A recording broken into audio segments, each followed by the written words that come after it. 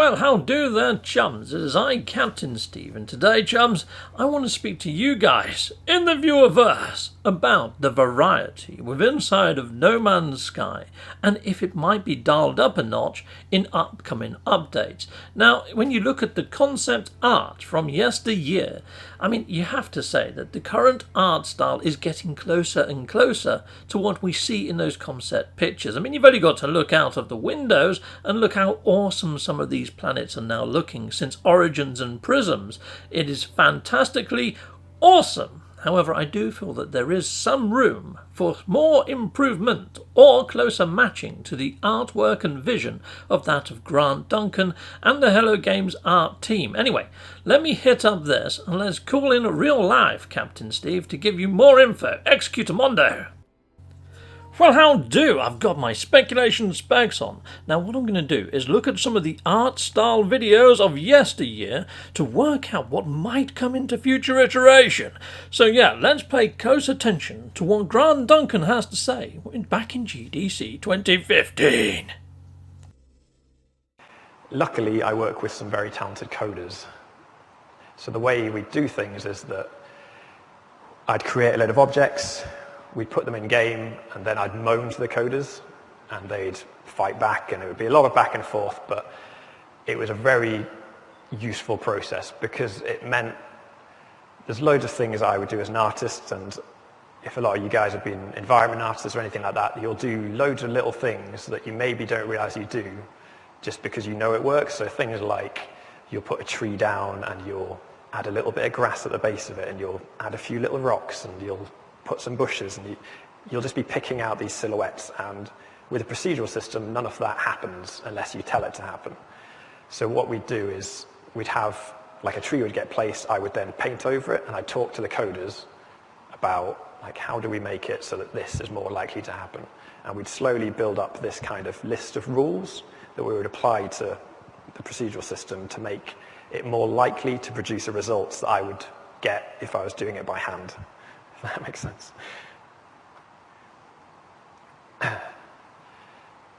So this is an example of some of the rules that we've put in place.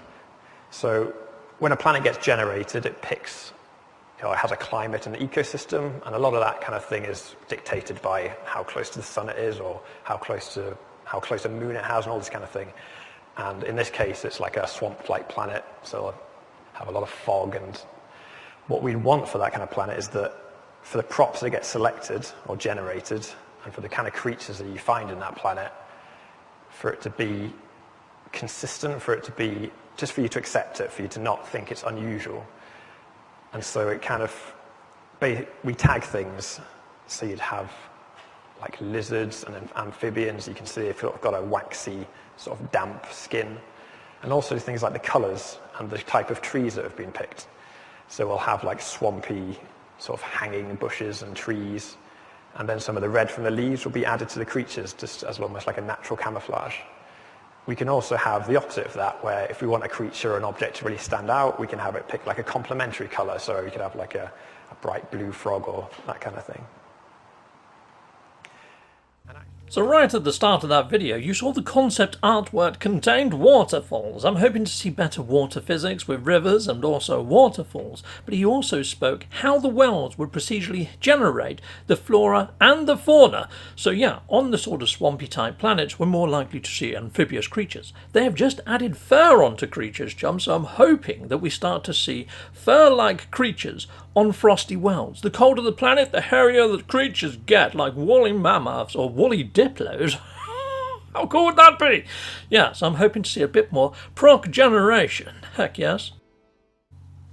Now, they did dial up the procedural generation in Origins, and then they've amped that up in Prisms with some of their lighting and visual effects, but they've also added in flying fauna that you can ride. Now, a lot of these procedurally generated fauna aren't so procedural in these latest updates. They're fixed assets. Even if you put them inside of the genetics machine, you can't alter them all that well. It's like the beetles, these flying things you're seeing on the screen now, the cuttlefishy type ones with like the elephant faces that are super dang cute. Yeah, none of those, when you put them into that genetics sequencing tool, Sometimes you can't even change the colour on them, so they are very much fixed assets. I would like to see more procedural creatures crafted with the procedural generation system. But then would you lose some of that awesome animation that they've put on those creatures? I guess it swings and roundabouts, isn't it? But inside of the Expeditions update, they also added in, the scanner type thing that you can scan with meow, meow, meow, meow. I'm wondering whether they're going to add in more functionality for that scanner visor that we saw, because it kind of makes sense to do that. Also, you can see here the Titan dropping down, or Titan fall of the Minotaur. So I'm wondering whether we might see better combat elements using the Minotaur against the Sentinel. Sean Murray has done a lot of tweets around that. Heck yes, he has. So yeah, I'm looking at current sort of patches, the way that the game is going at the moment, and what we might see in the same swim lines as we're seeing already. So this is sort of gut feeling based on what we're already seeing the direction going in, things that Sean Murray has said in past and present. So yeah, I can think of one video, the art direction, where IGN actually spoke to the team at their studio about the art and the way that it's delivered and what the universe will contain. Take a listen to this. Heck yes.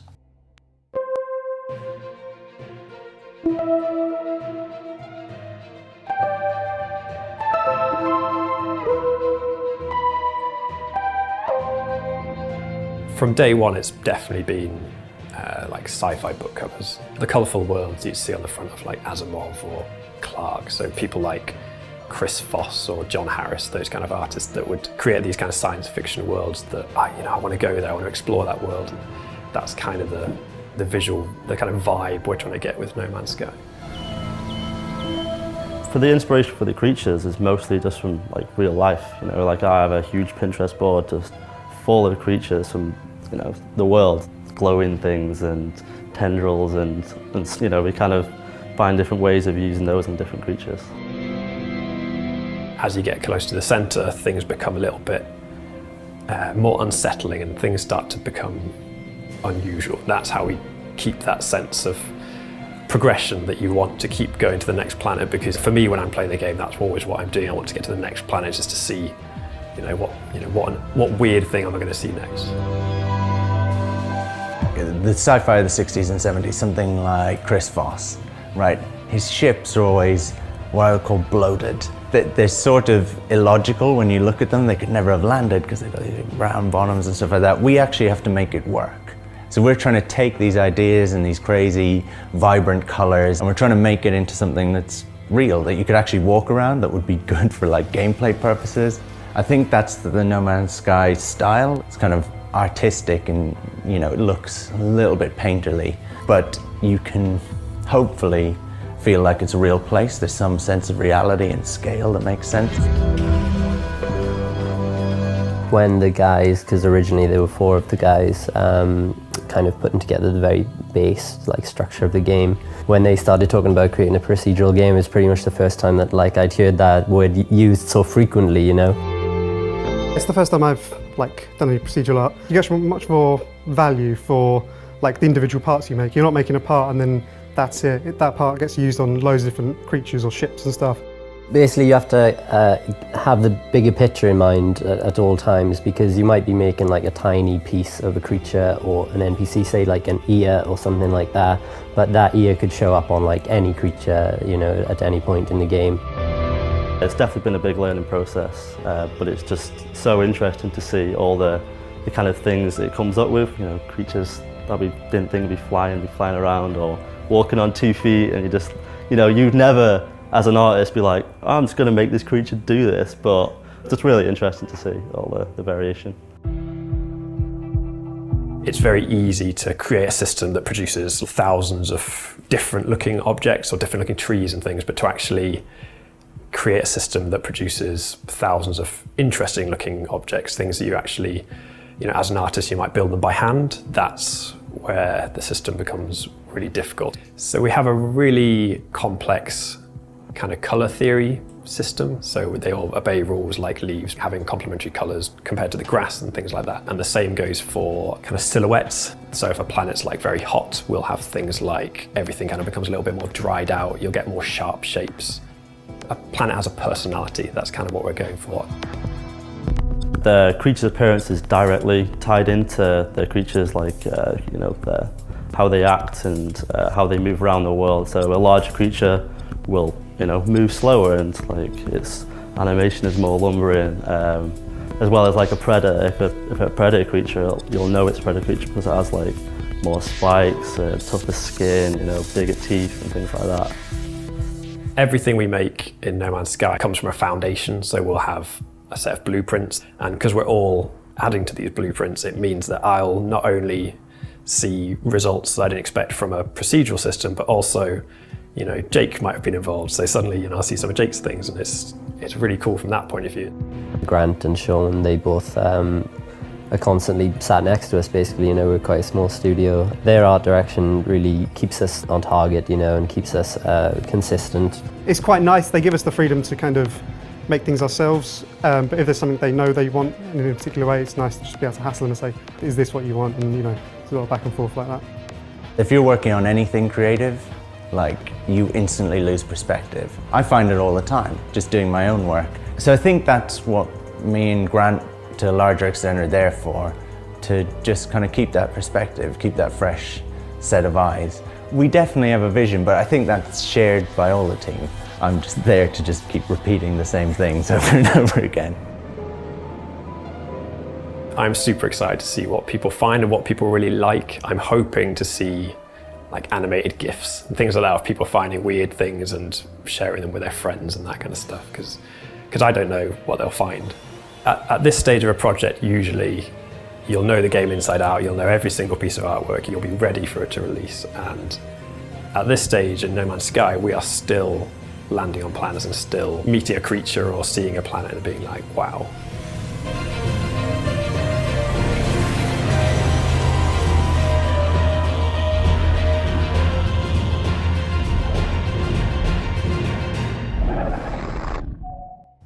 So from that, what I actually took away from that is the whole team had the same sort of vision in the art style and the look and feel of what No Man's Sky would deliver. And I kind of feel that we're kind of out of tune with that. In fact, I think they dialed it down quite a fair bit on launch, and they're slowly dialing it back up to their original vision. Now, there's another reason why I say this. IGN done an interview with Sean Murray about Origins. Now listen to what Sean Murray had to say about Origins. Big yearly update like we did Next and Beyond. This is it. The fundamental thing is that we have this universe that we built like 4 years ago, and we released it, and we said that thing of even we don't know what's out there, but it was true to an extent, right? We didn't know the kind of planets people were going to start up on, and then actually that hasn't been true for the last 4 years for us. We have a ever-evolving game, but that universe has been reasonably static, right? The same terrains and biomes and worlds out there to explore. We've kind of calmed them down, actually. We've removed some of the craziness, if anything. And Origins is kind of, yes, it's another update, but it's kind of a new start for us in some ways. And we kind of wanted to get that across, that this isn't an end. It isn't just, here is an update with some more content in. It's something quite fundamental for us. We're adding more diversity, more variation to that universe, which is something that we haven't really done that much. But also we're adding like literal new planets. We're kind of birthing them into the universe type of thing. But we have this really nice problem, which is we have this universe that the community kind of owns, right? They've built bases on it, they've built, communities, they've gone off and had adventures, made discoveries, and then we come along and we say, well, we want to make new planets, new worlds, we want to freshen all of this up. And so we were trying to find ways to do that without destroying what's gone before. There will be some changes probably to that world that you're on. You may fall asleep on one planet and wake up on a slightly different one, right? But the fundamentals of your base, your progress, that's safe, right? And that was really important to us.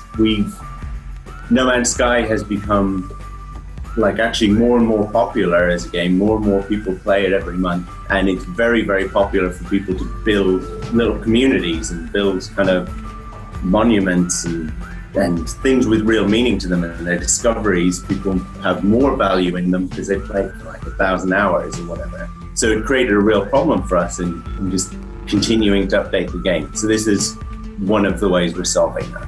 You know, we aren't a level-based game where we just have one new level being added off one corridor or whatever. This is really kind of impactful things that change the gameplay. So it's things like weather systems, right? And they are localized, so you can have lightning and kind of gravity storms, you can have volcanoes, you know, but as well as that, the actual planets themselves, technically what's possible now kind of wasn't possible for us before. So you have really tall mountains, you have like multiple kilometer tall mountains, chasms, deeper oceans, you know, deeper caves, kind of crazier terrain, things that we wanted people to have that feeling of freshness in the universe, right? Like for us to have that moment that I was talking about again, of what we had 4 years ago, where I will be looking at screenshots for the first time in 4 years being like, oh, I didn't know that was possible, or oh, that's cool, you know? What's really nice about these changes is seeing them affect gameplay. And there's a kind of an emergence of gameplay. So having the idea of the mixture of, oh, I'm on a volcano planet and volcanoes going off, and now this gravity storms coming in, and how those two things combine, and the kind of positives of one and the negatives of another. How do I kind of change my gameplay to adapt to that? So for me, one of the nice things has been playing the game and seeing the way things interact with each other in ways we kind of weren't necessarily designing for, you know, but seeing a little bit of an emergent gameplay from that. It was very important to us that it wasn't just aesthetic. You know, aesthetic is great in No Man's Sky because it changes, you know, the exploration element, but aesthetic on its own, I don't know, is not the most interesting thing to me, right? I don't want it to just be, before it was green plants and now it's red plants, you know? We often have key things that we're doing that we know no one is asking for, but we feel are fundamentally important for the game. So like this time around, we've revisited the UI and changed it visually, and also kind of tightened it up to make it flow nicer. People weren't generally asking for that, but I think it has a real impact on the game and fundamentally kind of helps how the game plays. You know, you spend a lot of time in and out of the UI. So for me, that adds a lot of freshness. But yeah, this is our kind of big yearly update, like we did Next and Beyond. This is a big one that a bunch of the team's been working on for a while. But yeah, we still have more things coming this year. We're all locked in our houses now. So what else can we do? Just make games.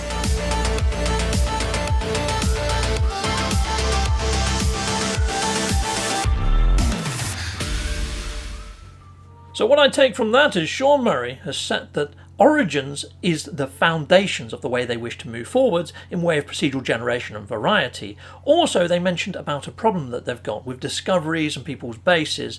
I'm hoping they give us a way to save our bases and restore them should they do anything major to the game. So the main takeaways from that is, yeah, there could be a better progressional system, a reason to travel forwards and voyage into the universe of No Man's Sky. If things got procedurally different as you headed towards the centre, or into different universes or galaxies, that could make a lot of sense. So yeah, I'd love to hear what you guys think out in Viewerverse. Put it in the comments, heck yes. And until next time, you guys have been awesome. Goodbye, goodbye, and goodbye again. Well, thank you very much for watching. If you like what you see, please hit a like and a subscribe, and I'd like to say a massive great big thank you to all of my backers over on Patreon and over on YouTube membership. Thanking you, backers!